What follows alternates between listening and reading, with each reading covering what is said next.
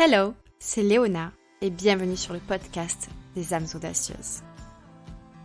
Dans cette nouvelle saison, je t'invite à prendre la route avec moi pour le nouveau monde. Deviens l'héroïne de ta vie et rassemble les pièces du puzzle afin de prendre ta place. Mindset, spiritualité, entrepreneuriat, créativité, explorons ensemble ce qui te permettra de vivre en alignement avec ton âme audacieuse. En tant que coach de vie, coach mindset et marketing, professeur de yoga, apprenti astrologue et auteur, je serai ta guide lors de ce voyage. Et on fera également un petit bout de route avec de merveilleux invités, tu verras. À travers ce podcast, tu découvriras des conseils pour incarner le mindset et l'énergie qui te permettront de co-créer avec l'univers. Te sentir connecté et inspiré au quotidien. Créer une entreprise du nouveau monde, alignée et magnétique. Et ce n'est pas terminé. Tu auras accès à des méditations exclusives afin de te connecter à ton âme audacieuse. Et à des interviews inspirantes pour te donner toujours plus de clés pour créer la vie qui te fait vibrer. Si tu souhaites t'aligner à ta mission de vie et manifester la vie d'entrepreneur qui te fait vibrer, tu es exactement au bon endroit. C'est parti. Aujourd'hui, j'ai l'immense bonheur et honneur d'accueillir Otavia. Otavia est une thérapeute, enseignante spirituelle et prêtresse officiante. De lieux sacrés et sauvages en église, elle a appris à découvrir notre territoire, à ressentir la puissance des trois règnes végétal, minéral et animal. Aujourd'hui, elle œuvre à la connaissance d'un monde subtil qui communique avec nous, ainsi qu'à la réconciliation des héritages pour retrouver l'unité. Elle propose des analyses transgénérationnelles pour partir à la reconquête de son héritage psycho-émotionnel et se libérer de ce qui ne nous appartient plus. Des initiations qui permettent de cheminer vers l'autonomie spirituelle, des guidances au tarot ou avec des oracles, des masterclass et des webinaires autour de nos héritages christiques et païens, et aussi une boutique de création unique et enchantée. Elle partage avec nous un parcours pas comme les autres, qui s'est imposé telle une évidence au fil du temps, avec une certitude. Elle serait libre, et elle aurait un parcours à son image, afin de poursuivre ses rêves et ses aspirations. Et c'est de ça dont on va parler dans cet épisode, du fait d'incarner sa souveraineté. Et au fil de notre échange, on va vraiment mettre le doigt sur le fait qu'incarner sa souveraineté se fait définitivement par l'expérience. Attends-toi à un moment sacré, une parenthèse enchantée, où Otavia livre son parcours, ses déclics, ses épreuves, et ce qui la passionne et l'habite aujourd'hui. Comment son corps a tiré la sonnette d'alarme pour l'aider à se réaligner et l'amener à comprendre comment elle peut aider les autres sans en venir à se détruire. On va aussi parler de ce moment où notre mission de vie s'impose à nous et que ça devient vraiment une évidence en fait, que ce soit presque magique et naturel de se lancer dans ce cheminement. On va aussi parler des poids qui appartiennent à notre famille et ce qu'implique de libérer sa lignée. Parce qu'on n'est pas obligé de ressembler aux membres de notre famille. On va également aborder la relation à l'argent et la déconstruction qu'Otavia a pu vivre. Qu'est-ce que ça représente de gagner plus que ses proches?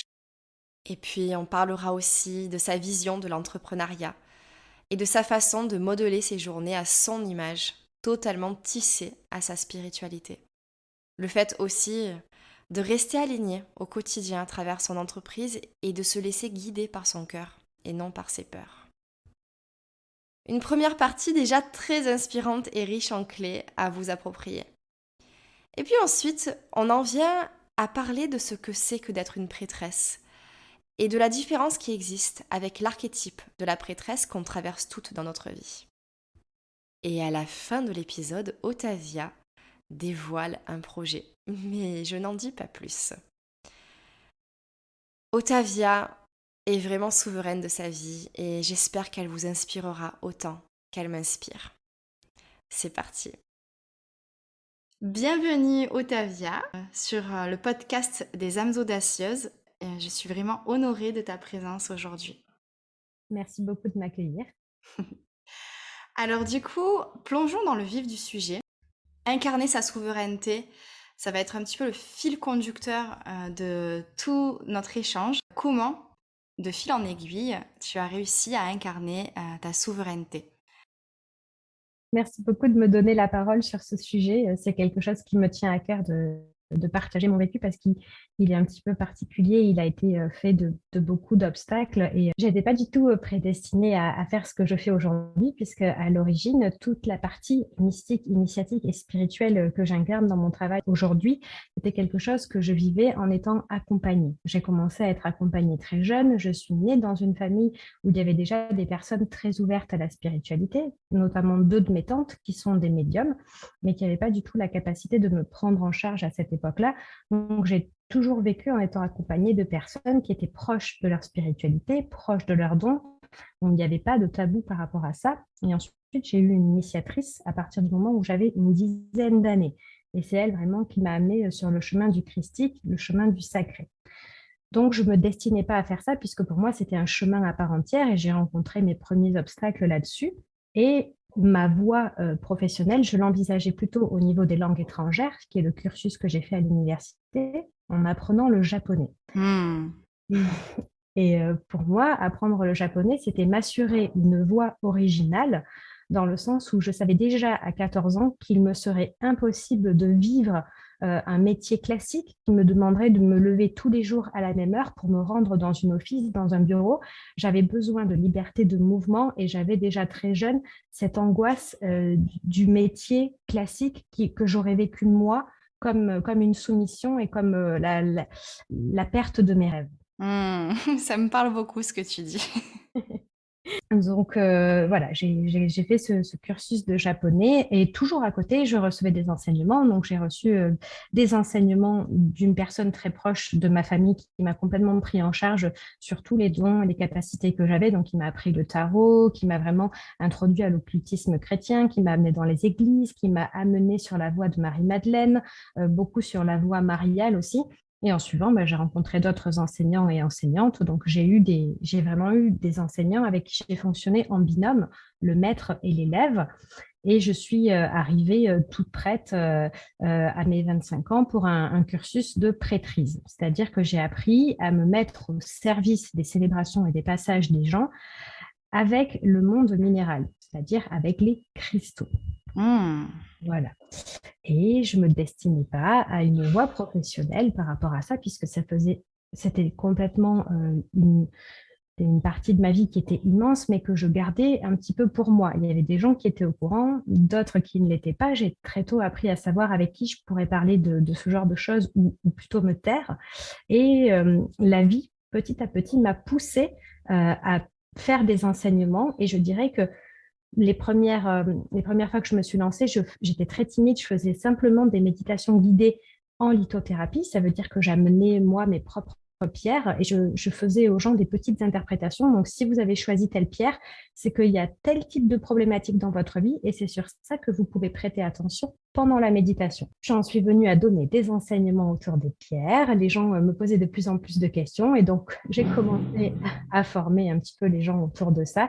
Et petit à petit, on m'a dit, ah, est-ce que tu fais des sessions individuelles? Ah, mais qu'est-ce que tu as appris d'autre? Ah, tu es super intéressante. Et en fait, ils sont venus me chercher. Moi, j'avais pas de plan autour de ça. Incroyable, j'adore comme la vie est magique, quoi. Ça résonne tellement en moi ce que tu racontes et je pense que ça va résonner en beaucoup d'audacieuses qui nous écoutent. Parfois, la vie passe par certaines personnes pour venir nous chercher et mettre en lumière le chemin sur lequel on va vraiment pouvoir briller et justement incarner notre souveraineté, quoi. C'est juste incroyable. Et du coup, quelle est la suite de ce magnifique parcours qui s'est fait plutôt sans que tu en aies vraiment conscience finalement? Les choses se sont faites plutôt naturellement? Oui, c'est ça. Déjà, j'ai pas eu, comment on va dire, l'obstacle majeur que les gens vont rencontrer, c'est-à-dire quitter un métier dans lequel ils étaient soit depuis longtemps ou un métier qui était en lien directement avec leur formation ou une série de métiers en CDD, ce genre de choses. J'ai toujours été un petit peu libre, donc j'ai fait plusieurs styles de métiers. Moi, j'ai été serveuse dans un restaurant à Oxford. J'ai travaillé pour un magazine musical, donc j'allais assister à des concerts de rock et je faisais des articles. J'ai travaillé pour le CRIJ à Toulouse, qui est un centre de renseignement et d'information pour la jeunesse. J'ai fait beaucoup de choses. Hmm. Je suis passée par la case Airbus en habitant à Toulouse, mais en faisant toujours des petits contrats. Et puis finalement, je suis partie en humanitaire et j'ai eu un énorme déclic. Et quand je suis rentrée de cette phase humanitaire, c'était vraiment impossible pour moi de me remettre dans ce genre de petits boulots. Et c'est là où petit à petit, j'ai cherché à faire mon nid différemment. Et tout simplement, bah, mon aventure que j'ai appelée éclaireuse holistique au départ a grossi et ça a attiré de la curiosité. Et je dirais que ça s'est tissé au fil des demandes que les gens m'ont formulées. Et petit à petit, bah, j'ai poussé mes enseignements plus loin et me voilà sous le format que je propose aujourd'hui. Et quelle est la révélation que tu as eue justement durant cette mission humanitaire? J'ai eu la révélation des limites de mon corps. C'est-à-dire que en allant en mission humanitaire, j'ai compris que j'avais besoin de me mettre au service de quelque chose qui me dépassait, qui était plus grand que moi. Et je me suis vraiment donné corps et âme et je suis tombée assez gravement là-bas malade. Donc j'ai été prise en charge dans différents hôpitaux et j'ai bénéficié d'un rapatriement sanitaire. Donc ça a été un énorme choc dans le corps. Et je me suis dit, il faut que je trouve comment me mettre au service d'eux quelque chose qui me dépasse, mais qui ne va pas non plus me détruire. Et à Hmm. partir de là, j'ai commencé à réfléchir à comment être moi moins extrême dans mon besoin de changer le monde et comment commencer à le changer par des petits actes conscients et comment m'inspirer de ma manière de vivre le besoin de liberté pour inspirer les autres à chercher cette même liberté. Et en fait, finalement, est-ce qu'il n'y avait pas une certaine croyance limitante derrière ça, comme une sorte d'urgence à vouloir changer le monde et quitte à se brûler la santé pour arriver à tes fins, en fait, pour ressentir que tu avais une sorte d'influence positive sur le monde. Est-ce qu'il n'y a pas quelque chose qui te poussait justement à ne pas écouter ton corps à ce moment-là? Oui, je pense que c'est une question qui est très juste et j'aurais peut-être pas pu y répondre aussi sincèrement il y a une dizaine d'années, sachant que mon humanitaire, ça va faire bientôt 10 ans que je suis rentrée. Il y avait une urgence à sauver les autres plutôt que se sauver soi-même. Donc, c'est une grande classique sur les parcours de gens qui vont se dédier à l'accompagnement sous toutes ses formes. Et j'étais vraiment dans une idée de me mettre totalement au service des autres pour m'oublier moi-même, en fait. Pour essayer d'effacer une partie de mon vécu. Il y avait une sorte de violence dans mon corps qui s'exprimait aussi parce que j'ai été malade assez jeune. Et donc, j'avais vraiment un rapport très conflictuel à mon corps et ça a marqué la fin de ce rapport conflictuel où je me suis dit, à partir de maintenant, il faut absolument que mon corps soit mon allié. Donc, Hmm. c'est un peu ça, je pense, ma pensée limitante héritée de ma famille, c'est que chez moi, il y a un rapport au corps difficile. Je viens d'une famille qui est essentiellement composée de femmes, ma mère qui a beaucoup de sœurs, moi qui ai des sœurs, et ainsi de suite. Et il y avait beaucoup de choses autour du corps. Et je pense que ça a été un peu mon catalyseur. C'est peut-être la chose à travers laquelle j'ai le plus essayé de me détruire, mais c'est aussi ce qui m'a sauvée lorsque j'ai mis le doigt dessus. Et t'es en train de te détruire a fini par te sauver, quoi, parce que t'as ouvert les yeux. C'est ça. Hmm. Et tu parlais justement de famille. Donc tu es d'ailleurs spécialisée dans l'analyse transgénérationnelle. Donc est-ce que tu peux nous en dire plus sur tout ça? Parce que c'est très lié. Justement, parfois on porte des choses en nous qui ne nous appartiennent pas, ou en tout cas plus. Et je pense que c'est un petit peu ce qui s'est passé. Tu as peut-être à ce moment-là aussi cassé un schéma répétitif. Oui, je l'entends bien dans ce sens. Et effectivement, donc je me suis spécialisée dans l'analyse transgénérationnelle parce que j'ai été ma propre étude de cas et j'ai attendu d'avoir suffisamment avancé sur moi-même pour pouvoir me mettre au service des autres. Et pour le coup, c'était un sujet que je maîtrisais bien puisque quand une personne au sein de sa généalogie va commencer à poser des questions et va faire ce qu'on appelle le rôle du résilient ou de la résiliente, ça va venir questionner les autres autour. Donc, il y a celles et ceux qui vont accepter de changer de regard sur l'arbre généalogique et possiblement de changer de place.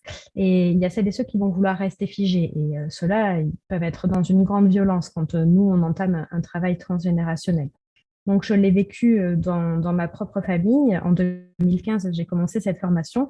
Et donc, le premier travail qui nous a été demandé, c'était bien sûr de décortiquer notre propre arbre généalogique et d'aller voir un petit peu quels étaient les événements bouleversants, quels étaient les morts qui n'étaient pas justifiables ou qui semblaient injustifiées, quelles étaient les figures qui avaient été héroïsées, diabolisées, et ainsi de suite. Et donc, je pense effectivement qu'on se retrouve à porter des mémoires qui ne nous appartiennent pas et à essayer de coller à une image de notre famille parce que c'est absolument vital. Il faut s'imaginer qu'aujourd'hui, on pense le monde comme un homo sapiens, entre guillemets, et qu'à l'origine de notre cerveau, il y a ce besoin de faire partie du clan, parce que si on ne fait pas partie du clan, on meurt. Et donc, c'est très primitif comme instinct que si le clan familial nous rejette, eh bien derrière, c'est difficile pour s'alimenter, c'est difficile pour se mettre à l'abri, on peut pas fournir tous les efforts tout seul. Et donc, c'est vraiment cette peur qui est restée plantée dans notre cerveau et qui n'est plus réelle dans la société d'aujourd'hui, puisqu'on peut aujourd'hui survivre au fait d'être exclu de notre clan familial. Et parfois même, sortir de son clan familial, ça va être un acte de survie pour commencer à vivre. Effectivement, c'est un sujet que j'aborde très souvent avec mes clientes, justement, qui sont sur ce chemin aussi pour incarner leur souveraineté. Ça revient très souvent, cette culpabilité vis-à-vis de la famille, en fait, de faire différemment, de choisir un chemin qui n'est pas le même que celui emprunté par les parents ou les frères et sœurs. Et c'est vrai que ça peut être complètement...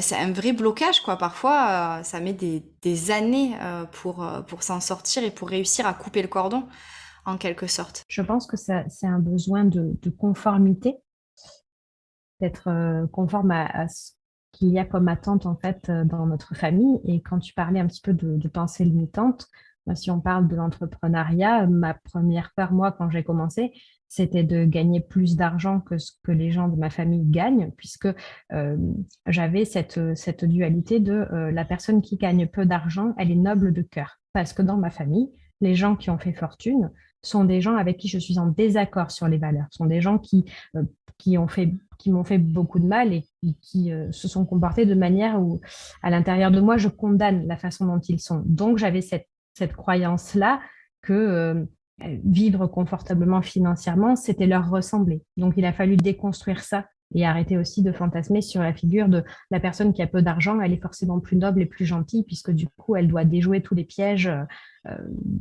du capitalisme, par exemple. Oui, complètement. C'est vrai qu'on a je pense qu'on est nombreuses à avoir cette vision par rapport au fait de gagner de l'argent et d'être plutôt dans l'abondance, d'associer l'argent en fait à quelque chose qui, je pense, était vrai à une époque par rapport au pouvoir en fait. Plus on avait d'argent, plus on avait de terres, plus on avait tendance à avoir du pouvoir et de l'ascendant sur les autres. Et je pense qu'il y a une association qui a été faite comme un amalgame en fait dans notre cerveau et qui aujourd'hui, je pense, on peut vraiment le détisser tout ça, déconstruire tout ça pour reconstruire une nouvelle vision de l'argent. Parce que l'argent n'a pas forcément à servir quelque chose de mauvais, l'argent n'est pas sale. C'est vrai que ce sont des pensées que j'avais moi aussi hein, quand j'ai débuté, donc ça me parle beaucoup ce que tu dis. Et puis, il y a cette conscience aussi qu'on n'est pas obligé de ressembler aux gens de notre famille que l'on aime et que l'on apprécie sur tous les points. On peut leur ressembler sur le cœur, sur les valeurs, mais on n'est pas obligé de vivre une histoire d'amour comme ils le font, ou de percevoir l'argent comme ils le font, ou de travailler comme ils le font. Exactement, en fait. Reprendre vraiment les rênes de sa vie pour écrire sa propre histoire. Tout à fait. Donc, tu as commencé un petit peu à parler justement de ta vie en tant qu'entrepreneur. Est-ce que tu peux nous en dire plus par rapport à la place de la spiritualité dans ton quotidien? Parce que c'est vrai que souvent, l'entrepreneuriat, on a tendance à voir ça un petit peu en mode capitaliste, c'est fait pour gagner de l'argent, pour vendre, et puis voilà, c'est tout. Alors que, pareil, encore une fois, il est tout à fait possible de vivre l'entrepreneuriat d'une manière différente.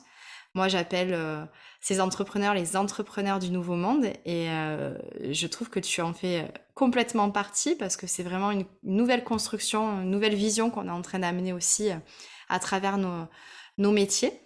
Donc j'avais envie de te poser cette question par rapport à ta spiritualité qui est du coup la ligne directrice hein, de tout ton parcours. Comment tu la vis au quotidien dans ton entreprise? Alors déjà, je pense que je fais une expérience de l'entrepreneuriat qui est loin de l'idée qu'on se fait du capitalisme, par exemple. Ma spiritualité, elle ne peut pas être dissociée de ce que je fais. C'est mon lien à tout ce qui va émaner d'un monde invisible qui fait que je peux nourrir ce que j'ai prévu de faire dans ma vie. Hmm. Donc, par exemple, moi, je suis une personne qui j'aime pas avoir un horaire pour me lever le matin parce que j'aime écouter le rythme de mon corps et je suis très nocturne et je reçois beaucoup de messages la nuit. J'ai un monde de rêves qui est très riche et ça a toujours été le cas. Depuis que je suis enfant, j'avais besoin de dormir plus tard que mes frères et sœurs le matin ou que mes cousins, cousines qui allaient se lever très tôt pour regarder des dessins animés ou des choses comme ça. Et moi, je rêvais qu'on me laisse tranquille et que je puisse faire des cycles de sommeil complets à l'image de ce dont j'avais besoin. Et ça a été très dur parce que on vit dans une société où si on se lève pas tôt, si on aime rester au lit ou si on dort plus de 8 heures par nuit, on est une feignasse. J'ai entendu ça toute ma scolarité. Ah ben oui, si les autres peuvent le faire, tu le fais aussi. Comment ça, tu souffres de devoir prendre le bus tôt le matin? C'est pas possible. Tout le monde y arrive, donc toi aussi. Et donc, quand j'ai débuté mon entrepreneuriat, la première chose importante pour moi, c'était d'arrêter de sacrifier ces matins. Parce que le matin, j'ai tous mes rêves qui décantent et qui arrivent. Le matin, je le passe à lire, à faire de la méditation. Je médite à peu près 15 minutes tous les matins quand je me réveille. Je reste dans le noir dans ma chambre. Je reste en isolation sonore aussi. Donc, j'ai des boules caisses qui sont faites sur le moule de mes oreilles pour être totalement isolée. Et le matin est pour moi, en fait. Les premières heures sont pour moi. Pour cette Hmm. spiritualité, ce lien vraiment entre le monde de la nuit et le monde de l'inconscient pour passer dans le monde conscient et le monde matériel. J'avais besoin de ce sas et je me le suis offert. Waouh. Ensuite, J'adore juste comme tu en parles, en fait. Je me le suis offert. Parce que c'est ça aussi l'entrepreneuriat, c'est s'offrir une vie qui correspond à nos besoins, nos attentes et à ce qui nous fait profondément vibrer, quoi. Donc c'est super beau comme tu en parles. Et ensuite, je dirais que depuis forcément que j'ai été initiée au rôle d'officiante avec les pierres, les célébrations, toutes les affaires de prêtrise, tout ça, mes enseignantes m'ont dit, toi, le mieux, ça serait que tu restes connecté à l'énergie de la Lune. Et donc, depuis cette époque-là, eh bien, je fais très attention aux phases lunaires. Donc, je me réserve des moments pour vivre les pleines lunes et les nouvelles lunes. Donc, il y a une époque où j'animais des cercles de pleine lune et de nouvelle lune. Ça a duré quelques mois et à un moment donné, ça s'est mis à me peser parce que c'est des moments que j'avais besoin de vivre toute seule, en fait. Et ça a été mon petit rééquilibrage à moi, c'était de plus rien proposer sur ces phases-là pour avoir l'opportunité de le vivre pleinement. Donc, il ne se passe pas un mois sans que je sois au rendez-vous de la pleine lune ou au rendez-vous de la nouvelle lune. Pour moi, ça fait partie de mon équilibre et ça fait partie de la manière dont je vais nourrir ma vie d'entrepreneuse, en fait. Et c'est super intéressant ce que tu es en train de dire par rapport au fait que tu pensais justement avoir besoin de transmettre ça lors des nouvelles lunes et des pleines lunes, et où tu as réalisé que finalement, tu avais besoin de vivre ça pour toi-même. Parfois, ça peut être facile d'avoir cette confusion entre j'aime tellement ces moments, je veux le transmettre, et parfois ça peut aller à notre rencontre, à notre propre rencontre. Parfois, on n'est pas prêt, Mhm. à transmettre certaines choses, ou parfois c'est tout simplement pas ce qu'on est censé faire, quoi. C'est quelque chose qui fera partie de notre vie intérieure et qui n'aura pas besoin d'être forcément transmis ou extériorisé. Et je pense que cette confusion, c'était important de mettre le doigt dessus parce que parfois on peut être vraiment tenté de se dire mais si j'aime ça, il faut absolument que je l'extériorise. Alors qu'il y a des moments où non. Parfois ça c'est pas le bon timing et parfois c'est jamais le timing quoi. Il faut que ça reste vraiment dans notre monde intérieur. Bien sûr, et aussi la question qui se pose quand on est dans un schéma d'entrepreneuriat, c'est bien sûr la question de l'argent Et donc, si j'arrête cette prestation, comment ça se passe au niveau financier? Hmm. Et je dirais que moi, j'ai eu moins d'angoisse peut-être que la plupart des gens qui débutent sur ce sujet, parce que quand j'ai commencé à faire mes méditations et mes petits ateliers, au début, j'avais aucune idée ni intention d'en faire ma voie professionnelle. Je ne pensais pas à ça. Ça s'est fait tout seul. Et comme j'ai pas quitté un métier dans lequel je gagnais tant en me disant ah ben j'ai besoin de temps pour vivre, j'avais pas d'aspiration à un certain niveau financier. Donc j'étais pas dans la compétition ou dans le fait de devoir créer des prestations pour vivre financièrement. J'étais en dehors de tout ça. J'étais dans un univers, on pourrait dire presque un peu poisson dans l'astrologie, quelque chose de très rêveur, où c'était fluide, où ça m'arrivait, je me laissais porter par le flot des événements. Et ça m'a été totalement bénéfique parce que dès que je voyais que j'appréciais plus ce que je faisais, bah, je me sentais totalement libre de l'arrêter et de le repenser. Et les gens m'ont soutenu, me sont restés fidèles, m'ont encouragé et ils ont appris aussi à suivre ce flot avec moi. Ça, c'est aussi quelque chose de tellement précieux ce que tu viens de partager. Le fait de s'écouter en fait et de vraiment suivre ce qui nous fait vibrer. Parce que justement, parfois, on peut avoir tendance à se forcer à faire certaines choses parce qu'il y a une croyance limitante qui nous dit «Ah, mais si tu arrêtes ça, tu vas gagner moins d'argent». Et du coup, ben, c'est vrai que ça peut entraîner certaines angoisses. Mais je pense que quand on reste aligné, comme ce que tu as fait et ce que tu continues de faire, en fait, tout simplement, de recalibrer en restant aligné avec ce qui nous fait profondément vibrer, mais ça continue à fonctionner, en fait. Et je pense que c'est la plus saine des façons de vivre son entrepreneuriat dans la paix, en fait, et dans la joie, quoi. Donc, c'est une clé aussi très importante, je pense que tu viens de partager. C'était offert avec plaisir. Et du coup, alors, est-ce que tu serais d'accord pour nous en dire un petit peu plus sur la prêtrise, justement? Comment tu vis la prêtrise?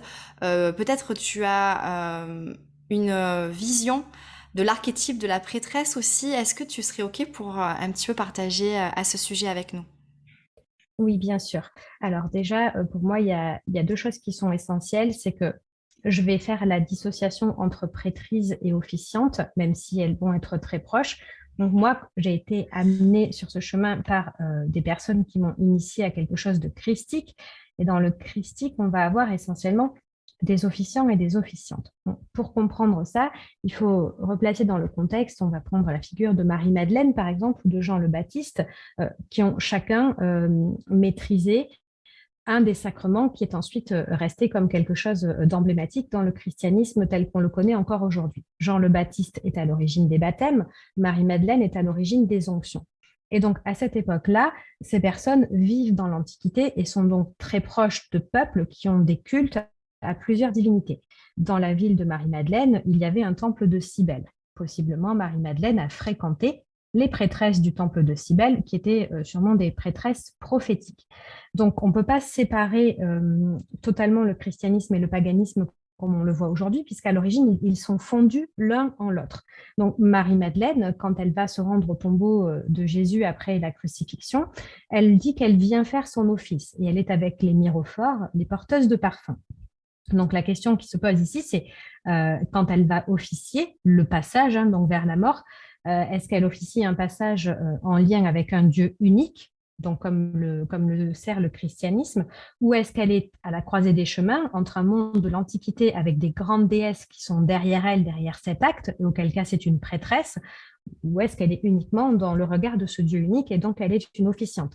Même question pour Jean le Baptiste qui a fréquenté la communauté des Esséniens, qui est une communauté qui a transité par beaucoup de territoires à cette époque-là, et notamment chez les Égyptiens, où là, on a un panthéon avec des dieux multiples, et notamment beaucoup de dieux et toute une chaîne associée au funéraire, et donc au passage.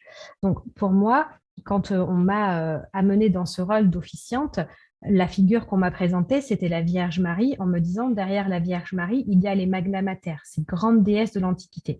Donc, il y avait plusieurs visages.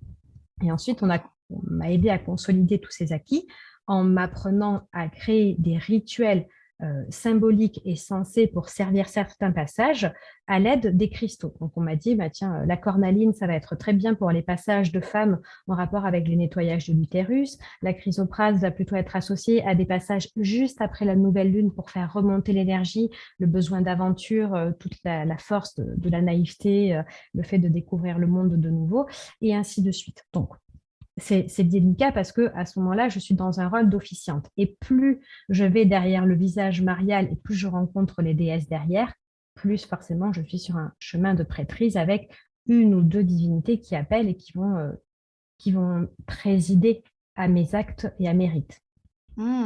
Ok, merci pour déjà cette distinction qui est du coup un peu... il y a un voile flou entre les deux de temps en temps. Tout à fait. Tu permets à des femmes de devenir prêtresses également, des hommes et des femmes. Ouais. Alors, c'est vrai que j'ai tendance à dire prêtresse, voix de prêtresse, mais j'ai effectivement accompagné deux hommes sur ce parcours. Mhm. Donc, par rapport à ça, j'enseigne aux gens comment rentrer dans différents temples, à savoir que le premier est le temple de l'étude, parce qu'il n'y a pas de prêtrise sans divinité derrière. Et généralement, une divinité qui va faire office de figure tutélaire, qui va donc être la divinité qui nous traverse pour nous demander de réaliser une partie de son œuvre dans la matière. C'est ça le but. Et donc, qui va nous aider à présider au sacrement, au rite, au passage, ce genre de choses. Et donc, à partir de là, je vais expliquer aux gens comment faire ce temple de l'étude, à étudier les panthéons, les divinités, les parties historiques de ce qui les intéresse, puis rentrer au temple des sacrements, puis ensuite connaître la symbolique et savoir vraiment vers quelle voie ils sont appelés pour écouter du mieux possible les signaux qui descendent et ensuite rentrer dans leur rôle d'officiant et d'officiante. Donc d'abord, je leur apprends à faire des offices, et ensuite à écouter l'appel qui pourrait survenir n'importe quand, mais qui pourrait aussi ne jamais survenir, d'une possible divinité tutélaire. Donc, je les laisse libres de choisir la voie et la tradition dans laquelle ils vont exercer. C'est un peu, on pourrait dire que je leur apprends une forme de tronc commun sur l'office pour qu'ensuite ils aillent vers quelque chose qui se précise pour eux. Ok, oui, parce que ce sera différent pour chaque personne. Tout à fait. Donc, la première voie de prêtrise que j'ai accompagnée, bien, j'ai des personnes qui se sont tournées vers la voie grecque, donc avec une personne qui est devenue prêtresse d'Estia et qui s'est vraiment mis dans ce code-là très grec, avec des sagesses et des philosophies. Un autre qui s'est tourné 100% vers une voie celte, et donc du coup qui est en train de cheminer comme barde, et ainsi de suite. Et toi, est-ce qu'on peut savoir un petit peu justement, est-ce que ça se dévoile ou pas, la voie que l'on suit Alors, je pense que ça se dévoile et ce que je peux dire de mon expérience, parce que les choses bougent et comme je l'ai dit souvent à mes élèves et à mes aspirants et aspirantes, c'est que moi j'ai choisi de ne pas faire d'acte de dévotion totale à une seule divinité puisque je ressentais beaucoup de présence et les événements récents me confirment que j'ai eu raison d'être un peu dans l'attente. Je me suis toujours considérée, on va dire, sous la puissance et la guidance de Marie, donc vraiment une force mariale parce que à partir du moment où j'ai reçu mes enseignements christiques, j'ai trouvé pendant 10 ans, donc au rythme de une par année, une médaille de la Vierge miraculeuse. Toujours la même, mais je l'ai trouvée à différents endroits, toujours par terre et de couleurs différentes. J'adore cette histoire. Donc voilà, je me suis dit qu'il y avait quelque chose et donc c'est vraiment elle qui m'a accompagnée, mais bien sûr, comme je disais au préalable, derrière Marie, il y a d'autres déesses. Hmm. Et j'ai ressenti ces liens avec ces déesses par moments et c'était très changeant. Et sur la voie de la Rose, par exemple, donc derrière Marie-Madeleine, on va avoir non pas Isis comme beaucoup de gens le pensent. Il y a un lien entre Isis et Marie-Madeleine, mais sur l'aspect de la rose, c'est pas tellement ça. Il va y avoir une grande déesse de l'Antiquité comme Aphrodite. Et la déesse avec laquelle je suis en relation intense en ce moment et qui m'a même fait changer de territoire et qui m'a fait déménager, c'est Pyrène. Et quand j'ai fait mes recherches donc, dans le temple de l'étude et que je me suis rendu compte que, eh bien, quand Aphrodite est arrivée sur les terres de Gaule, elle a complètement assimilé Pyrène et qu'on parle donc d'Aphrodite Pyrène, j'ai compris pourquoi j'avais été amenée sur le chemin de la Waouh. rose pour ensuite arriver jusqu'à Pyrène. Et ça fonctionne, je dirais, toujours comme ça. Parfois, c'est des divinités qui nous introduisent à d'autres déesses. Et ce sont des choses qu'on comprend après coup, quoi. Donc vraiment, le côté aussi lâcher prise est important finalement dans ce cheminement. Tout à fait. Donc, Moi, je dirais que j'ai avancé sous la figure tutélaire mariale, qui bien sûr masquait d'autres déesses. Super intéressant. Et du coup, est-ce que, quand on n'est pas sur cette voie, de la prêtrise, en tant que femme ou en tant qu'homme, tu considères qu'il est possible d'être guidé par, certaines divinités justement? Alors, je pense que j'ai un avis double sur la question, c'est que, à mon avis, tout le monde peut ressentir la connexion. Ça, c'est une certitude. Le divin va communiquer avec tous les êtres sans faire la distinction. Là où moi, je vais être peut-être un peu plus carré, c'est dans l'idée de savoir pour qui on œuvre et à qui on se connecte quand on va faire du rituel ou du rite et que du coup, on va embarquer les gens sous notre responsabilité. Parce que si on ne sait pas avec qui on communique, on ne sait pas avec quelle divinité on est en lien, eh bien, on ne sait pas quelle force on est en train de servir. Et pour moi, c'est un problème. Donc, une voie de prêtrise bien mentorée, bien accompagnée, va nous aider à savoir comment étudier la divinité, comment différencier, comment percevoir des divinités aussi qui ne veulent pas travailler ensemble. Et, voilà, pour moi, il y a une étude nécessaire pour ne pas nuire. Bien sûr, oui. On s'invente pas prêtresse. Voilà, c'est quand même une fonction sacrée. Aujourd'hui, la fonction, elle existe, par exemple, en France, elle n'existe plus qu'à travers les hommes par les prêtres chrétiens, donc catholiques, ce que je déplore complètement, puisqu'à l'origine, il y avait sûrement des prêtresses dans le christianisme. Mais c'est délicat. Tout le monde ne pourrait pas décider d'être prêtre comme ça. Il y a tout un ordre religieux derrière, beaucoup de choses à apprendre, la gestuelle, le sens, les symboles. Et ça me paraît important, peu importe la voie que l'on choisit, d'être préparé à cette fonction. C'est pas parce que ça nous attire que c'est pour nous. C'est pas parce que c'est à la mode que du coup on peut s'en emparer comme ça. Oui, complètement, parce que c'est vrai qu'on en entend de plus en plus parler et ça pourrait être considéré comme une certaine, oui, une certaine mode ces derniers mois, ces dernières années. Donc c'est pour ça que je te pose ces questions, pour un petit peu aussi permettre de mettre un éclairage sur le fait que ce soit vraiment un rôle sacré. Ça ne s'invente pas, quoi. Il y a vraiment une étude et un approfondissement autour de tout ça et qui prend des années, quoi. Oui, et c'est là où tu disais juste au début, en parlant d'archétype, moi je vais faire une nette différence entre la fonction, donc une fois qu'on a pris la fonction, qu'on a passé une sorte de serment, et l'archétype. Parce que l'archétype de la prêtresse, bien sûr, hein, tout le monde va traverser l'archétype du prêtre ou de la prêtresse à un moment de sa vie, comme on va traverser l'archétype de la jeune fille, du jeune homme, et ainsi de suite. Mais traverser l'archétype ou être en lien avec l'archétype, comme Marie-Madeleine, qui est à mes yeux un très très bel archétype de prêtrise, ça ne veut pas dire être prêtresse. Et comment tu définirais l'archétype de la prêtresse, toi? Marie-Madeleine est une très bonne définition de l'archétype de la prêtresse, ou encore Morgane dans le légendaire arthurien, quand on est au plus proche des racines païennes celtes. C'est vraiment cette femme-là qui va se situer entre des forces invisibles qu'on peut qualifier de obscures ou de lumineuses, puisque la prêtresse, elle va jouer sur ces deux tableaux, en fait. La femme, depuis très longtemps, a, on pourrait dire, passé un pacte avec ces forces telluriques qu'on va appeler chthoniennes, donc toutes ces forces de serpents comme ça qui vont jaillir de la terre et qui vont la traverser, qui vont lui donner la capacité à enfanter, à porter des choses. Euh, Ça, vraiment, c'est très bien recoupé dans les figures de Marie ou de Morgane, qui sont des femmes qu'on va ensuite qualifier de pécheresses ou de diaboliques, infernales ou de sorcières. La limite entre l'ombre et la lumière à travers la prêtresse, entre la lune et le soleil, elle est très fine.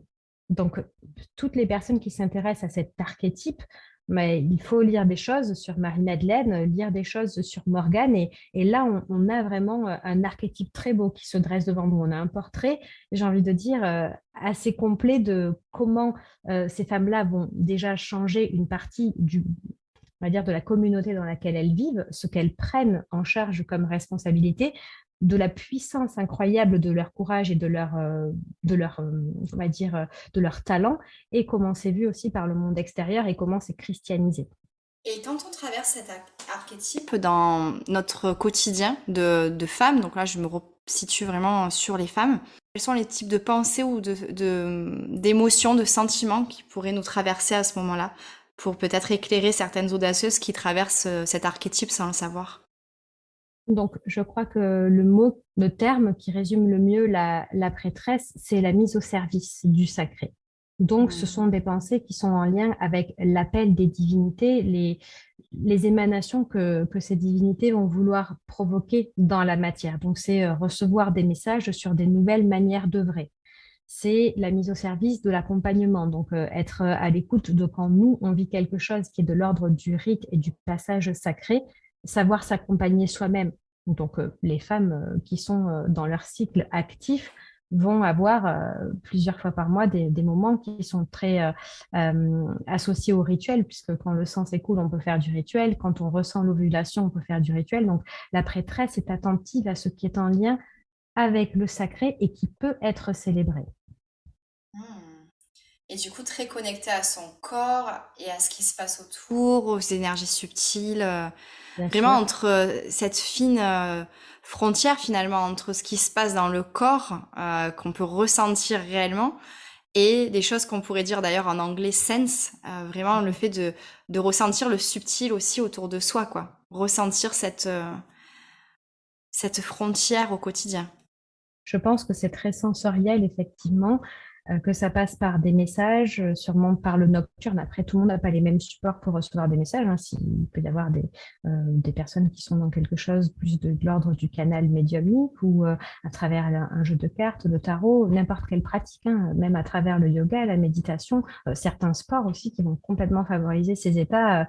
Mais oui, je pense que la prêtresse dans un archétype, quand on se fait traverser par cette énergie-là, c'est ce besoin de célébrer avec du sens. Donc, le comprendre que même notre quotidien est fait de passages et d'étapes qu'on peut sacraliser, donc on peut ramener dans un espace qui est en lien avec le céleste pour le vivre de manière plus consciente et pour aussi avoir le divin pour témoin.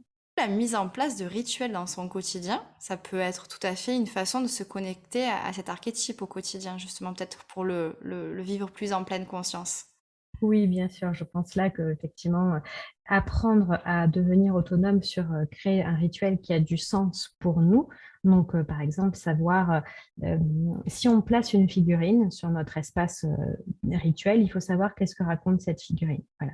Si on place la triple déesse lunaire, par exemple, ou si on place une déesse mère avec une spirale sur son ventre, qu'est-ce qu'on a voulu évoquer? La prêtresse est capable de répondre à toutes ces questions-là. Si on lui dit pourquoi tu as mis telle pierre, telle bougie, telle couleur, elle peut dire le sens qui est derrière chacun de ces objets. Est-ce que tu pourrais partager peut-être un rituel important pour toi euh, avant que l'on conclue notre moment sacré, justement, cette parenthèse enchantée? Oui, avec plaisir. Mon rituel sacré, celui en tout cas avec lequel je me sens le plus en lien dans cette phase de vie, c'est mon rituel de nouvelle lune. Donc, à chaque nouvelle lune, je vais me façonner une bougie. Donc, je crée mes propres bougies. Je vais m'en faire une pour moi, pour une des divinités que je sens présentes à mes côtés. Donc, en ce moment, c'était beaucoup Cybèle, Bélissama, Mélusine. Donc, je vais tourner autour de ces trois déesses. Donc, admettons, je vais me faire une bougie dédiée à Mélusine dans les 4-5 jours qui vont précéder. Je vais mettre cette bougie sur mon autel. Donc, Mélusine étant une déesse serpente, je vais beaucoup travailler autour de l'énergie de l'œuf, du nid, de l'eau. Et le soir de la nouvelle lune, je vais moi rentrer dans mon propre nid grâce à l'énergie de Mélusine. Je vais me vider de mes propres os. Donc, si j'ai besoin de pleurer, ce genre de choses, je vais le faire. Et dans cet espace-là, je vais revenir à moi, en fait, dans un espace où parfois je n'ai besoin de rien faire d'autre que être consciente et présente à moi-même. Je vais prendre des notes dans mon carnet. C'est le moment où je vais faire le bilan de mon mois. Et ensuite, je vais me faire un tirage de cartes. Donc, j'ai un tirage bien précis que je me fais en nouvelle lune. Ok, ah ben merci d'avoir partagé ce rituel sacré avec moi et avec toutes les audacieuses qui écouteront. Ça pourra permettre aussi peut-être d'inviter à se connecter vraiment à soi et parce que c'est ça aussi incarner sa souveraineté, c'est se faire confiance et des rituels, ok, c'est bien d'avoir, il y a des rituels qui sont enseignés, mais ça peut être aussi bien de créer ses propres rituels pour se connecter à soi. Et je pense que voilà, ça pourrait être un bon point de départ ou une belle inspiration pour créer ses propres rituels. Et alors, Je sais, il y a mon petit doigt qui m'a dit qu'une publication serait en cours. Est-ce que tu peux nous en dire un peu plus autour de Oui. ce sujet? Je serais ravie de partager ça et surtout avec toi où je sais que tu me comprends bien sur l'aspect réalisation d'un rêve. Donc, j'ai été contactée par une maison d'édition l'année dernière et j'ai signé mon contrat le 8 septembre, qui est donc une fête mariale.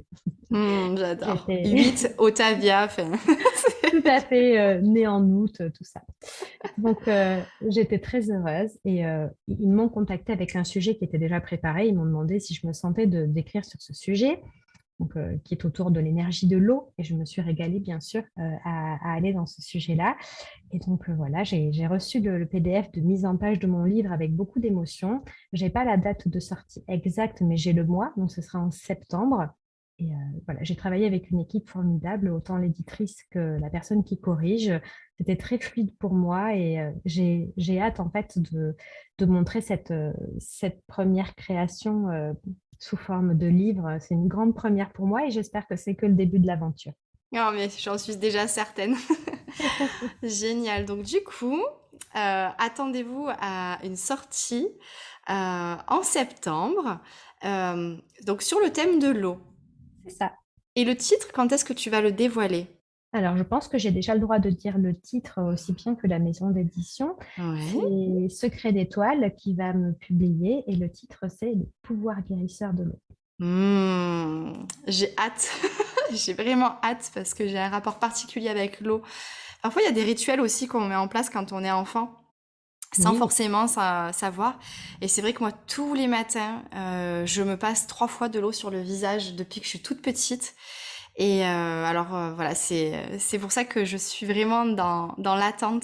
J'ai vraiment hâte de recevoir ton magnifique livre et de pouvoir y plonger. Et du coup, si ça résonne dans les auditrices audacieuses, si ça résonne dans votre cœur, n'hésitez pas à noter dans votre agenda qu'en septembre, il y a un magnifique livre qui va sortir et qui va beaucoup vous apporter, j'en suis certaine. merci beaucoup. Bah écoute, Otavia, je pense que c'était vraiment un moment ultra riche. En tout cas, ça l'a été pour moi. J'espère que ça a planté des graines. Et je suis certaine qu'il va y avoir pas mal de réflexions après cet épisode. Donc, merci beaucoup pour ton partage, ton authenticité, ta vulnérabilité et toute ta sagesse. Merci beaucoup de m'avoir amené sur ces questions. C'était un plaisir de m'exprimer sur ces sujets avec toi, comme tu le sais. C'est vrai qu'on aurait pu continuer sur beaucoup d'autres sujets ou en approfondir, mais je pense que déjà ça donne pas mal de clés pour justement incarner sa spiritualité. Bah tiens, tu vois, c'était un lapsus, incarner sa souveraineté à travers un chemin très spirituel. Magnifique. Bah, merci beaucoup, Otavia. Merci. Avant qu'on se quitte, partager tes réseaux sociaux, là où on peut te trouver, tes actualités aussi par rapport à tes retraites, tes formations, tout ça. C'est très gentil de me proposer ça. Alors, pour mes réseaux sociaux, je suis essentiellement active sur Instagram sous le nom de Éclaireuse Holistique. C'est là où je vais Mhm. publier le plus. Je partage beaucoup de choses sur mes recherches autour de l'héritage christique et païen sur Patreon, avec des niveaux d'abonnement qui commencent très bas. Je suis aussi sur YouTube où j'ai fait quelques vidéos, toujours pareil, autour du symbolisme et des héritages. Je dirais que pour mes réseaux sociaux, c'est tout. Et ensuite, pour mes activités, j'ai un stage fin septembre 24 et 25 à la Sainte-Bonne sur le thème de Marie-Madeleine dévoilée. Magnifique. Bah écoute, je pense que là, on a toutes les informations. Peut-être ton site internet? Oui, c'est leséclaireusholistiques.com. Les âmes audacieuses qui nous écoutent pourront te découvrir plus en profondeur. En tout cas, merci beaucoup, Otavia. Encore une fois, c'était vraiment merveilleux de pouvoir partager ce moment avec toi. On se dit à très vite dans un prochain épisode des âmes audacieuses. Merci beaucoup. Au revoir.